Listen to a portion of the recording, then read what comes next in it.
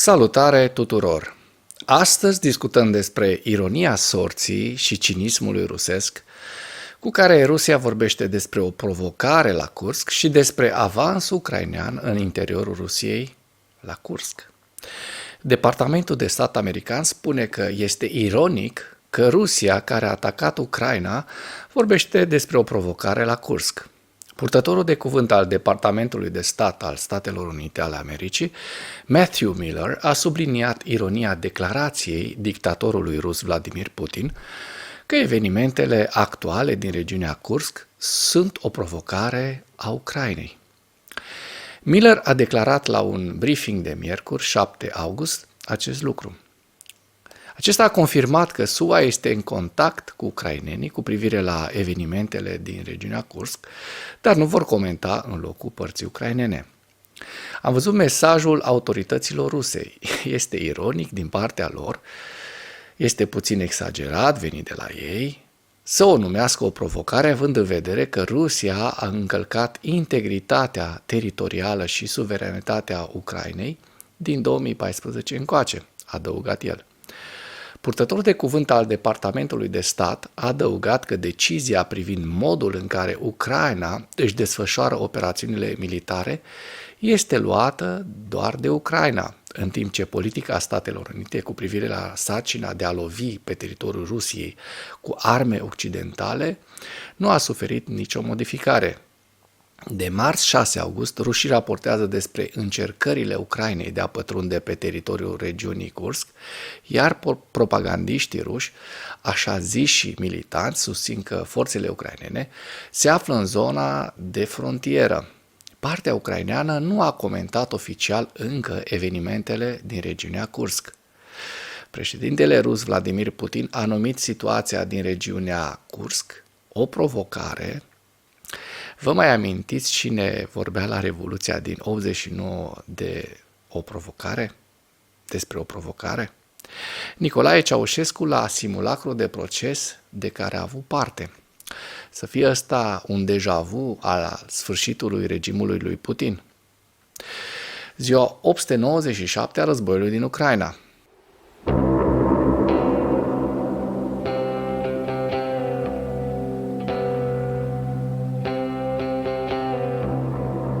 Potrivit statului major al forțelor armate ale Ucrainei, în dimineața zilei de 8 august 2024, pierderile totale în lupta ale Rusiei de la începutul invaziei neprovocate asupra Ucrainei din 24 februarie 2022 se ridică la 587.510 militari. În ultimele 24 de ore, Rusia a înregistrat pierderi semnificative pe frontul din Ucraina, între care 1140 de militari, 2 tancuri, 9 vehicule blindate de luptă și încă 36 de sisteme de artilerie. Rușii au mai pierdut 4 lansatoare de rachete de atac și încă 4 lansatoare antiaeriene. Dar, cel mai important, Rusia a mai pierdut un avion și un elicopter pe propriul teritoriu la Kursk. Dacă până în acest moment ai găsit informații utile în material, contribuie cu un like și cu o distribuire a acestui videoclip pentru a ajunge la cât mai multă lume. Analiștii Institutului pentru Studiul Războiului spun că trupele ucrainene ar fi avansat cu 10 km în adâncime în regiunea Kursk a Federației Ruse. Experții Institutului spun că după ce au analizat datele culese, se confirmă presupusa înaintare a trupelor ucrainene până la 10 km adâncime în regiunea rusească Kursk. S-a confirmat că pe 7 august trupele ucrainene au înaintat cu 10 km adâncime în regiunea Kursk din Rusia pe fondul continuării operațiunilor ofensive mecanizate pe teritoriul Rusiei, mai spun aceștia. Revizuirea notează că imaginile geolocalizate publicate pe data de 6 și 7 august arată că vehicule blindate ucrainene s-au mutat în poziție de-a lungul rutei 38K030 la aproximativ 10 km de granița internațională. Amploarea confirmată în prezent și locația avansului ucrainean în regiunea Kursk indică faptul că presupusele trupe ucrainene au pătruns în cel puțin 2 linii de apărare rusești și o fortăreață. Răspunsul Kremlinului la ofensiva Ucrainei din regiune a fost până acum controversat, deoarece oficialii ruși se străduiesc să găsească un echilibru între prezentarea acestor eforturi ca o escaladare notabilă din partea Ucrainei și evitarea exagerării potențialelor lor consecințe și riscul nemulțumirii interne. Kremlinul vorbește așadar despre escaladare după ce s-a comportat cu Ucraina cum s-a comportat în ultimii 3 ani. În ultimii 10 ani, de fapt, din 2014. Câtă ironie și cinism din partea lui Putin. În ceea ce urmează, vă prezint un slide cu evoluția de ieri a celor mai importante fronturi din Ucraina și cu principalele știri din presa ucraineană. Hărțile sunt creația Institutului pentru Studiul Războiului. Pentru mai multe informații, accesați link-urile din comentarii.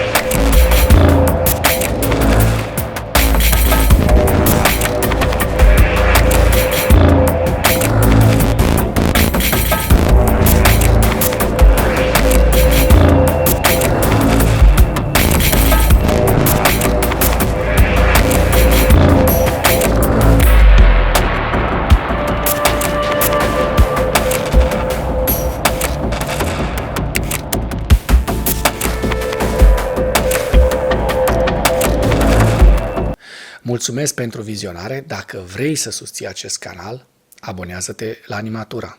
Apreciez mult asta.